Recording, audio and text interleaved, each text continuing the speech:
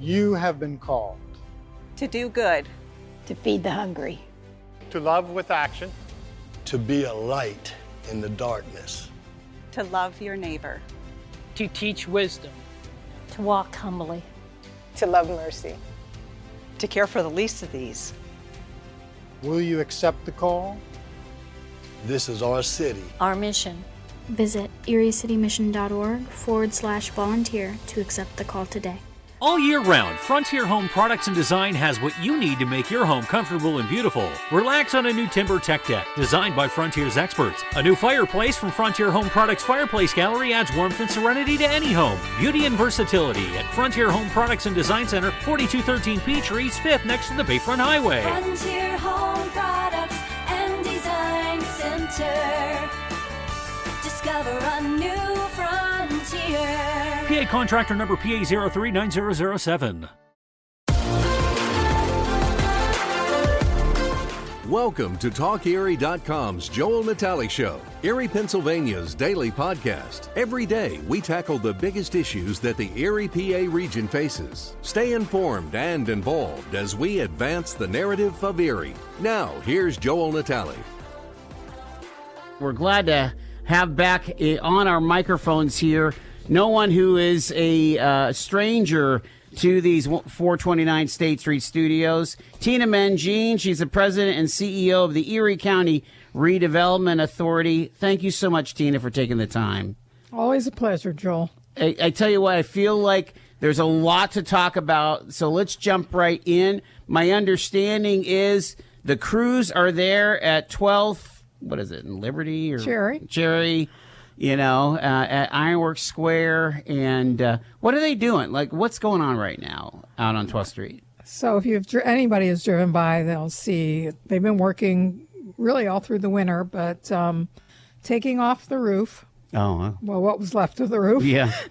Removing the trees. Removing all the trees. No more trees in the roof. Yes. We've been primarily removing the rest of what needed to be removed in terms of demolition, like excess. Okay. And sandblasting and coating all of the steel beams.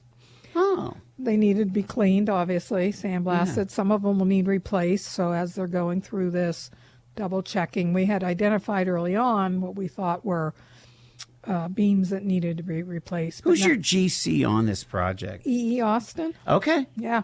Okay. They've been great to work with. Yeah. Almost 100% local.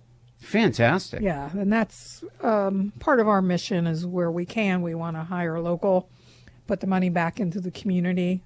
But with an old building like that, you almost have to somehow diagnose each beam to its integrity, right? Yes. I mean, so we had engineers from Atlantic Engineering come in. They looked at each beam. Now a few additional ones need to be replaced. But as they're blasting and coating the ones we're keeping, it's stunning. I mean, you really, it's just going to be, I can't say it enough. It's just going to be a really unique, really impressive building. Wow. Yeah, it looks great. All the windows have been removed, and it actually looks better without the windows than it did with all the broken, dirty windows. Right.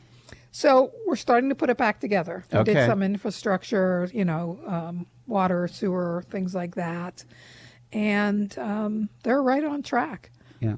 How much square footage is in that space? And I guess, would you count the offices as separate space or what? We count all of it together. It's about 78,000 square feet. Undercover right now. Wow. Yes. The offices are about 10. They're about 10 to 12. So maybe a third, 2/3 kind of thing? Each of in the 4-story building, each of those floors is about 2,000 square feet, give or take. So a lot more space is that large opening. Right. Okay. So, and that will be a combination of offices, light industrial technology. We refer to that building as Tech Flex, which means it's looking for high tech, high end advanced technology type of businesses to move in. So we're excited about it. We get a lot of inquiries. I bet. We're at a point where we're about ready to start signing leases. Now the whole west side is wide open, right? Like, or are they going to?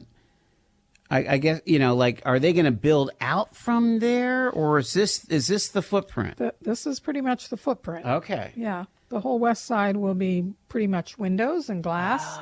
Okay. And where that little nook is, will be a brewery with outdoor seating.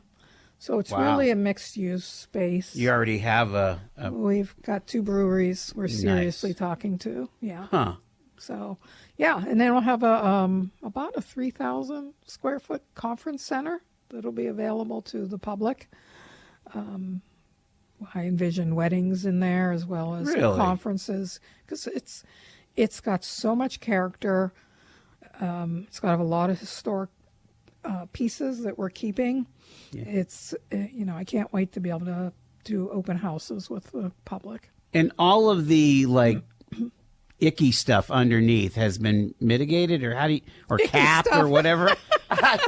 whatever the technical term That is a technical term. So the existing building is a cap for what's there. Okay. The back wall that kind of holds up prep. Yeah. There's some remediation that needs to be done there, and there's a little bit of remediation that will need to be done on the west side where it's open. Okay. But in terms of the existing building, that's good to go. Mm-hmm. We've removed all the icky stuff, and that's going to be my new term, Joel. There you go. Yeah, you use it So yeah, it's moving along nicely. when you're meeting with members of Congress. Right. All right, so give me an idea of, for the extra space that's beyond the building, is there room for out parcels, or is it parking? What's the plan? Are you going back to green space? What are you thinking there? There is room for 100,000 square feet, like a single floor. Oh. It's actually much large. It's 3 acres that's not got a building on it.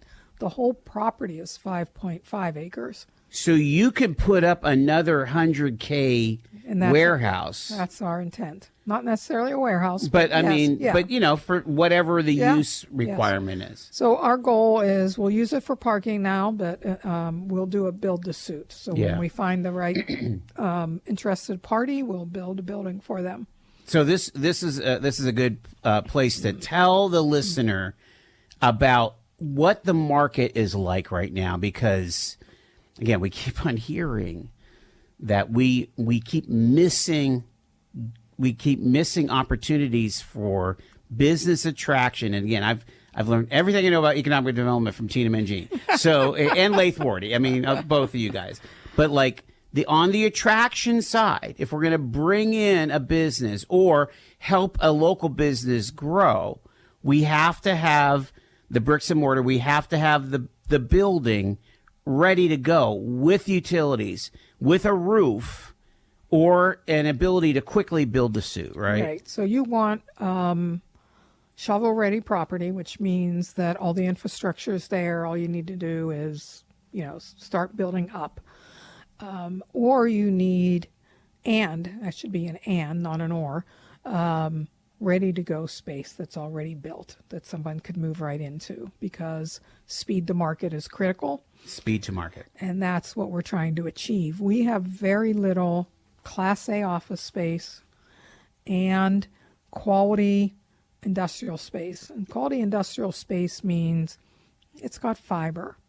It's got ceilings that are high enough, right? Not 12-foot ceilings. They got to be 14 or 16 or 20 even. I mean, you got to be able to park a semi inside the building half the time. And construct whatever they need to construct. Yeah. So this tech flex space, this mixed use here is ready to go. It'll be move-in ready. Someone could move in tomorrow and literally plug in. And the open space, the 3 acres, will have all the infrastructure and be able to build immediately on it.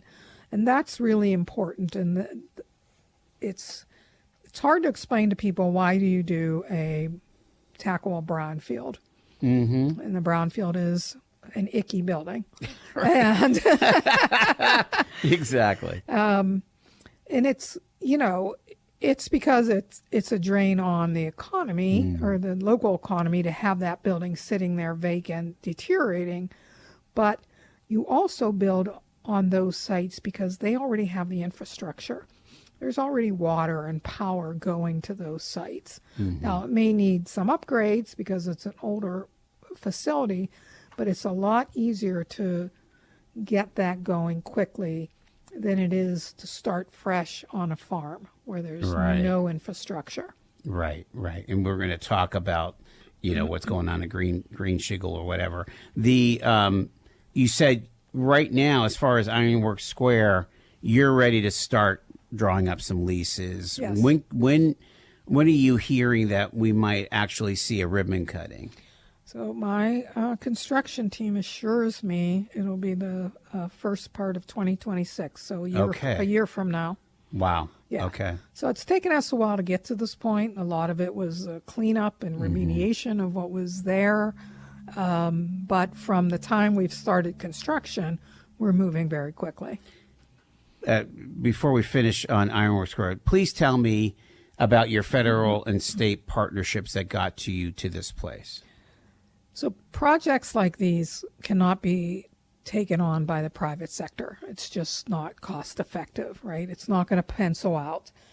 And that's why redevelopment authorities or economic development organizations exist to be able to tackle these problems. It requires partnerships with the state, local government, and the federal government. And we've been very fortunate to receive a great deal of support from the state and federal government. What kinds of grants or loans did you get? So we just for this particular project. For this particular project, we got a $7 million grant from the state, RACP grant, okay. Capital Assistance Grant. We received a small grant from the state for some cleanup. It's called an ISRP grant. Mm-hmm. Representative Kelly came in. He was actually the first to come in with a grant from the federal government for $3 million. Coming from where? It was an appropriations grant that went through. So a direct appropriation. Yes. That he was able to direct. Yes. Okay. Yes. And then we've got several other federal grants. We got an Appalachian Regional Commission grant, actually two of them. One is held up in the federal bureaucracy that's happening right now. Okay. And a second HUD grant that is also held up. But we so we did get the $3 million from Kelly already. Yes. But you're waiting on two other actual grants. Yes. These are not loans. These are not loans. These are grants. These are part of the programming from the federal government. Right. And then we received some ARC money from the city and from the county. The city was very generous in the beginning because that was a target project for the city. Sure. It's like major corridor entering into downtown. Blight remediation. Yeah. So they actually gave us the initial dollars to get going. Okay. So we've had a lot of partners. Mm-hmm.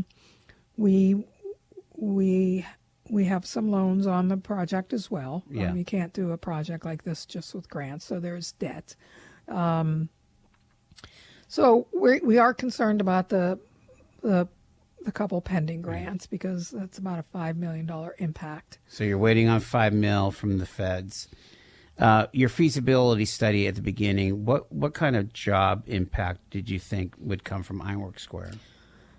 Well, a lot of it's dependent on the tenants, Sure. right? So the offices will have, half a dozen each, but the industrial space is really the key. The brewery might have 40. Wow. But they're not all part-time. Right. So it's a mix. We conservatively have estimated 100 jobs. 100 jobs from Yes. the project. Yes. Hang on. I think it'll be more. But You think it's going to be more, but that's the minimum. All right. Tina Mengine is with us here. We're talking about Erie County Redevelopment Authority and the impact, while we are doing projects of some of this money that's being held up, in addition to some of the cool things that are already happening here, you are tuned to Talk Erie and the Joel Natale Show. Now let's take a break, and in our studio is Abby Poslowski. She's with Kingdom Financial Group. Always great to see you, Abby. Hi, Joel. Thank you for having me in today. I almost didn't make it. It was pretty cold out there. Yes, it is.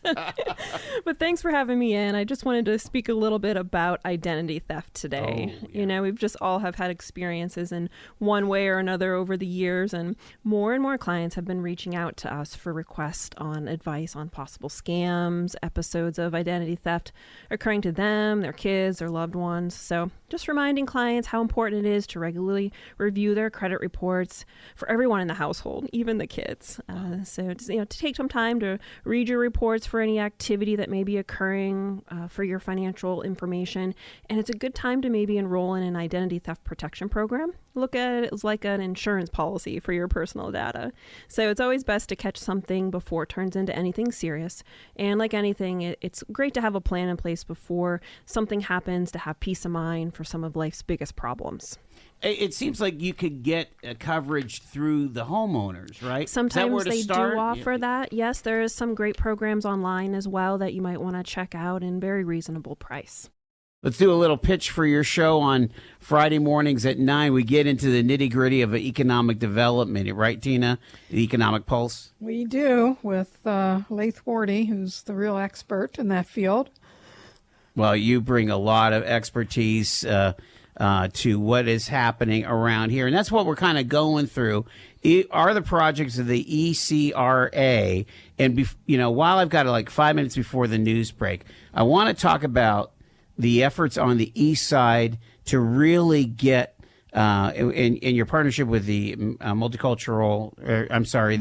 Minority Community Investment Coalition, to get that Savacchio Opportunity Park going, right? I mean, after 20 years of it vacant and no activity, it is finally beginning to really show life. The project is complete. We've got seeds in the little pods, and they're growing. And do we have the fish pooping and providing the fertilizer? Right, we do, and it's really fascinating. That is nuts. It is, but it's so, the technology is so advanced. Yes, and we had no appreciation for it when we started this, but they're growing right now. They've hired their first 4 people. Oh my! Brought in a new company, Intag, Integrated Agriculture Systems, who's building on that site. So I think in a couple years that those 19 acres will be fully operational. Really? Yeah. Wow.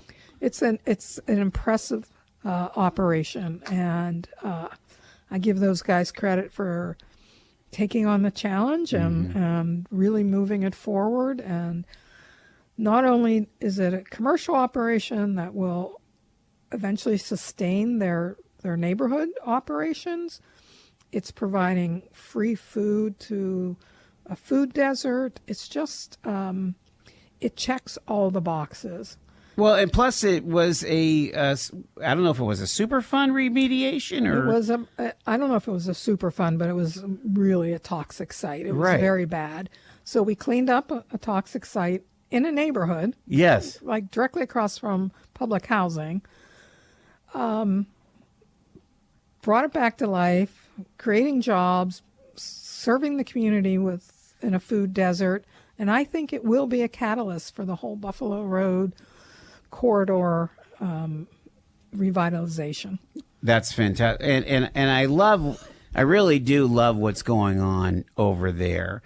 Gary Horton's been, leading conversations with the mayor's office and so on. Again, we're seeing these pockets, and you've been in this business. You've been an observant and participant for so many years. Places that never really were given the time of day. Yes. Are now fully engaged in being activated. They weren't just disinvested in. They were if there's a level below disinvestment, it's them. It was neglect. It was pure neglect. I mean, everything from the sidewalks. I mean, in the streets, they don't get paved as often. Like, there's just no attention given to that area. So when you start putting infrastructure in, buildings and workers and activity, everything else starts to grow up. We did beautiful landscaping there. I mean, it should be the pride of the neighborhood, and it should be a catalyst for more investment. And they just got some money for sidewalks and things. Yes. Yeah, and you got some money for sidewalks too, right? The state grant that we got for EMI so that we could redo all the sidewalks when that project's done, because obviously they're getting torn up. And then a grant for sidewalks at the Slovakia Opportunity Park, which is really important. One, it's a requirement from the city, but it's important because in that neighborhood, there's a lot of walkers. There's no doubt. You want it to be safe. Downing Road's a busy road. Sure. There's train tracks. There's, trucks. And you want safety. You don't want to build and not create safety situations. I've got 30 seconds before the news, but I want you to weigh in on something that's not your project, and that is out on the west side, the West 8th Corridor, the Gateway. I mean, again, different. It's not your purview because you're commercial and industrial. This is like residential and retail, right? Right. That's a great project and such an important gateway corridor. If you start at those major intersections, whether it's 12th Street or Downing and 18th or West 8th and Peninsula Drive, if you can shore those up and make those strong and healthy, then everything else flowers out from there. Get paid to drive. Start a new career behind the wheel at the EMTA. If you are looking for a high-paying and rewarding career with full benefits and paid training, stop by or apply online today with the EMTA. Plus, EMTA riders can now enjoy free Wi-Fi on new, clean, and environmentally friendly buses to travel all over Erie County. Visit ridethee.com for more information. Get on board EMTA. Get on board EMTA. Quickfill gasoline is made right here in America. United Refining Company, who operates Quickfill, refines its gasoline from North American crude oil in Warren, Pennsylvania. When you buy United Refining Company gasoline at Quickfill, you keep jobs and businesses in America, and you keep American families strong. You don't need to send your money overseas when you buy gasoline. Buy American-made gasoline at Quickfill. Quickfill, driving America. From baggage claim to pajamas in 10 minutes. Erie International Airport. Fly with ERI.com. Fly Erie International Airport to Charlotte on American Airlines, your nonstop gateway to the world. Also, we have Breeze Airways flying nonstop to Orlando and Tampa, Florida. A great low-cost carrier providing excellent service to the regional community. Fly Erie International for your travel needs. Fly with ERI.com. You get all kinds of accolades on your own show. We're going to give them to you here, too, right? I mean, my goodness. And the best thing, Shani, is that she's a radio person too. So we love it. We love it. We love it. All right, we're talking about. I mean, again, just to keep the cookies on the bottom shelf. There's such things as brownfields, and then there's greenfields. Correct. And out at Sterritania 90. We have a big greenfield project. Can you talk about that? So we had the good fortune of being able to purchase the former green shingle site, 160 acres. It's considered a greenfield, which means it doesn't have any icky stuff. Right. It's clean and good to go. Now, it does not have any infrastructure, to my point earlier, where city or sites have the infrastructure, but it's clean and it's expansive. Yeah. You know, when I started this gig in the fall of 2019, we owned 2 small parcels with 27 acres. It's incredible. Today, we own and or manage 410 acres. Wow. So one of our goals was to, get to 500 acres in 5 years, so we're on track. Yeah. So that we could meet those needs that you talked about earlier, Joel. Got to have ready to go sites, ready to go properties.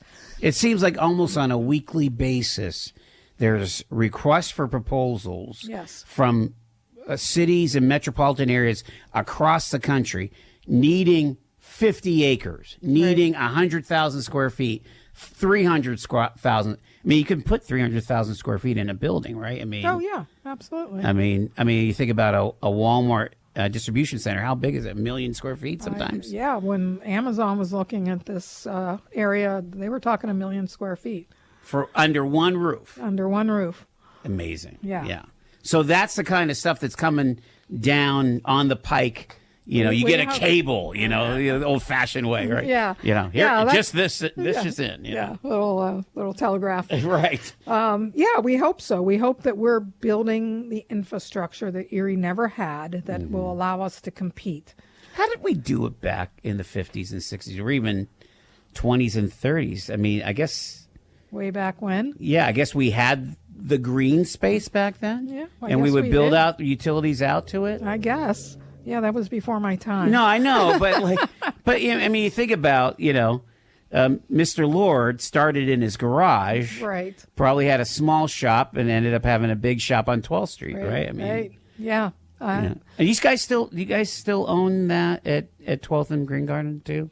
No, we don't own that. That was lost in the Develop Erie bankruptcy. Oh, it was. And it was a year or two ago purchased by a local company. So Finnish Thompson did buy it. Yes. Okay, we're just kind of waiting to see what they do with it. Yes, and I did see some activity. Good news. Yeah, on that lot, driving by it. So I don't know specifically what's happening, but it looked like there was some activity finally. Good. So here's my my ADHD on this stuff here. So going back to Stertania. Yes. You've got the land, but you're kind of waiting on some federal money that didn't come through this year. Well, right? there was an appropriation request that was put in by the county executive's office for $4 million, which we have used for infrastructure. We needed to deliver public water to that site. That's probably the biggest cost to development of that site. And all appropriations were, none of the appropriations were passed as part of the continuing resolution. Okay. So no appropriations this year for anybody. Now, when the budget passes in the fall or for 2026, we hope that we'll be able to reapply. So is that something that Congressman Kelly or Senators Fetterman or McCormick put in for us? Yes, you put them in through one or more of your representatives. Okay, yes. Gotcha. Yeah. So they're handling that anyway, and that's how we got the money for Iron Works was through Representative Kelly. Yes. Okay. So we're kind of waiting on that. So does that mean pretty much 2026 is kind of dormant for you guys at Greenching, or is there other stuff you can do? 2025 and I'm sorry, 2025. Yeah. We have an application going into the state for a planning grant for that site. So if we get that, we can at least continue our pre-development work, which we're doing right now with some American Rescue Plan money that we have left over. So we'll keep it moving, but will it move at the speed that any of us like it? Yeah. Probably not. Well, although now you could use AI to plan out your plots. Yeah. Right? If only it was that easy. The robots will take over the Greenching. Anyway. But there's a lot of work there. There's stormwater retention issues and laying out the lots. There's the clearing of it. There's a well on the site that we found. So there's a lot of work that can be done before that needs to be done. Right. Yeah, so we need to level it off a little bit. Just keep the ball moving. We'll keep it moving. What else are you working on? What's another big? We've got the site at 16th and French. Right. The former Quinty paper company that is in its final stages. What are you doing with that? We hope to finish the remediation and to fill in the basements and then it's under contract right now with Perseus Charter That's School. right. So we can get it to a clean place that we're all happy with. We hope that they'll be building an athletic and community center there. That's remarkable. Yeah, that'll be a great project for that neighborhood. This is why you say that you always have to be looking, acquiring, and turning them around, because the demand is there. It's not just for you to have a bunch of sites that you own. Your idea is to get them back on the tax rolls. Oh, absolutely. And to that point, we actually pay taxes. We don't have to. We don't have to, but we do, because I think it's important. Yeah. To support the city and township and county. But yeah, we don't want to hold on to these. We want to roll them over. Yeah. You know, we want them in active use. Mm-hmm. The one I was thinking of was Erie Coke. Okay, so that's kind of another big kahuna for you guys, and also the Port Authority. Yeah, right? it's we're a partner with the Port Authority on that project. DEP is on site still doing more testing, and I say stay as long as you need to get it right and to be as accurate as possible. We do have a assessment grant from EPA that we will go in and do an assessment later this spring, which is the first step before you can apply for large dollars. Okay. So depending on what happens at the EPA level, will kind of determine our timing. But at least we have the funds to keep moving right now, and the state's involved, and it's a big project. There's a lot, you know, as people dream about that kind of space on the waterfront, there's a lot of things, we can do condos, or we can do this or that. But there is huge demand, or the potential for huge demand and economic impact for commercial use at Erie Coke, right? Yeah, so the Port Authority is working on a master plan. Last month, I think it was, they did 2 full days of public hearings with different stakeholders. Just for Erie Coke, Just for Erie Coke. And that's all being tabulated and put into, some recommendations. There is a lot of course, interest that it has public access, that there's some recreation, that there's some nature is able to, come back. Kind of reclaim. But there was a fair amount of interest in commercial and, mixed use. And with 100 acres, you can do a lot. You can do a lot of different things. Right. So that you can meet, I think, ideally you can meet everybody's, check off everybody's wish list to some degree. It wasn't always, although it's been in that industrial use for pretty much its existence, hasn't it? Well, Erie Coke's been there since the 1880s, I think. Okay. Yeah. So, prior to that, it was probably commercial fishing or something. Right. Because that was the industry along the bayfront back then, was commercial fishing. So interesting. Yeah. I don't think I'd be shocked to learn, and we will find this through the assessment process, the historical. Oh, okay. But I'd be shocked to learn if it was ever truly recreation. Right. Just as, from shipbuilding to whatever else, Right. All right. So those are the big things that you have. And, if anybody else has 50 acres they want to sell Tina, I'm sure she'll talk to you, especially if it's near the interstates. Near the interstate is the priority, right? Exactly. All right. So there are multiple different types of programs that the federal government has to spur economic development. I'm thinking about, during the previous Trump administration, we had Ben Carson come from HUD and, gave money to our housing authority, to help out. I mean, just, hand us $1.5 million check and so on. That kind of stuff has always been part and parcel for not only cities, but counties, rural areas, and so on. right now, though, we're in a moment here where a lot of those either tax credits or programs for economic development, if they're not in jeopardy, they're in limbo. Can you give us a little bit of background? Well, I think that's the most disconcerting thing for organizations right now is the unknown, right? Okay.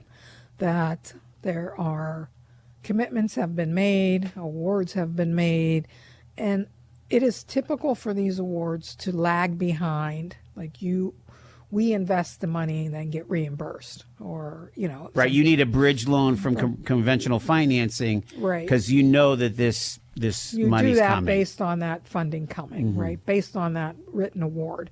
If it doesn't come, you're now carrying that loan and that interest, so your costs increase, right? Or you pause a project, or you lay off people. So that's the unknown for a lot of us, most of us.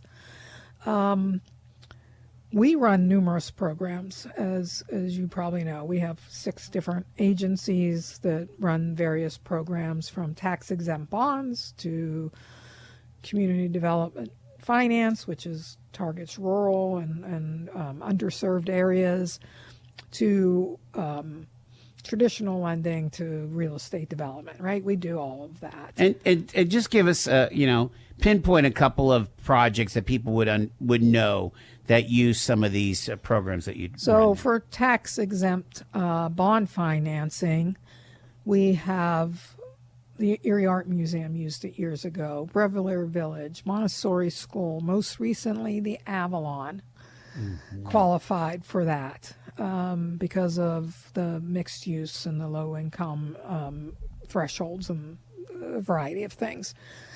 It's not easy to qualify, so it's not used a lot for that reason. But schools, we've done, the Erie School District did a project with tax-exempt bond financing.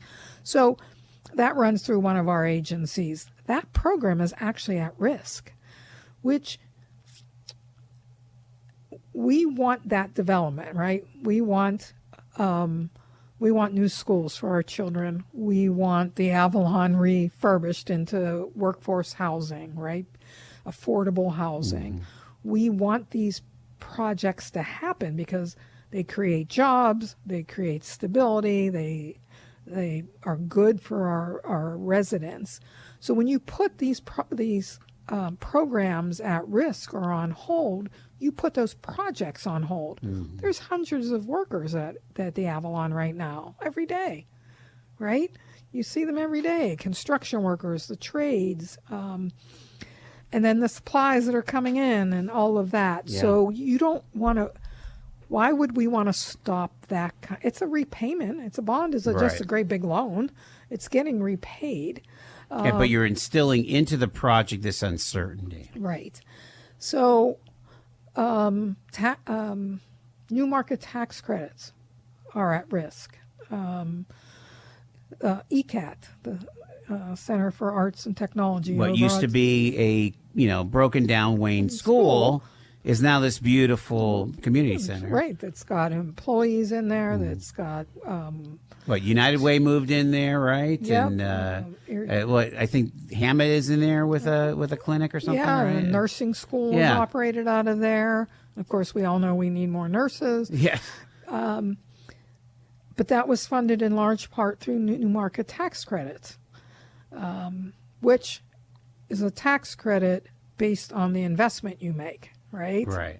So, let me make this statement too: is that there are not only Erie investors, but there are out of town investors looking to be able to use new market tax credits to make a bet on Erie. Yes, exactly. Exactly. I mean, so outside cash coming into Erie using a federal program, which benefits the investor, mind you, but really benefits us. We have been very fortunate in the last half a dozen years to see outside investment in Erie in ways we have not seen in a generation. And we don't want to slow that momentum up. It's critically important that we capitalize on this moment that we find ourselves in, where we've got the Avalon is out-of-town investment, the Renaissance is out-of-town investment, the Value Momentum project on State Street was out-of-town investment. We need that to continue. We need to build on that momentum.